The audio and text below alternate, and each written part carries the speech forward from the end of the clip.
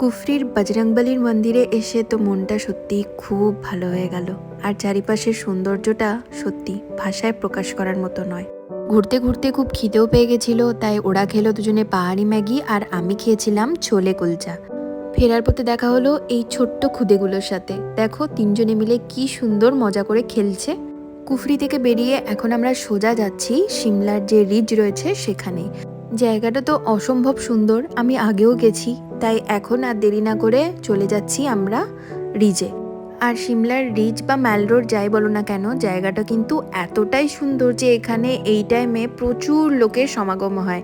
সবাই site seeing করে এই টাইমে এই জায়গাতে জড়ো হয়। আর আমরা এখানে দাঁড়িয়ে একটু ভিডিও করলাম। সিমলার রিজে যাওয়ার টাইমে প্রচুর দোকান এখানে রয়েছে।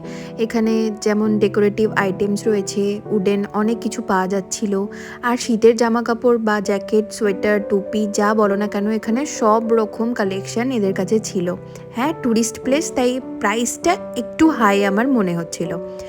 ফাইনালি চলে এসেছি সিমলার রিজে। এখন ঠিক বাজছে 4:30। সূর্যটা দেখো পুরোপুরি সামনে, এত সুন্দর রোদ। আর এই ঠান্ডাতে এই রোদটা যে কি ভালো লাগছিল।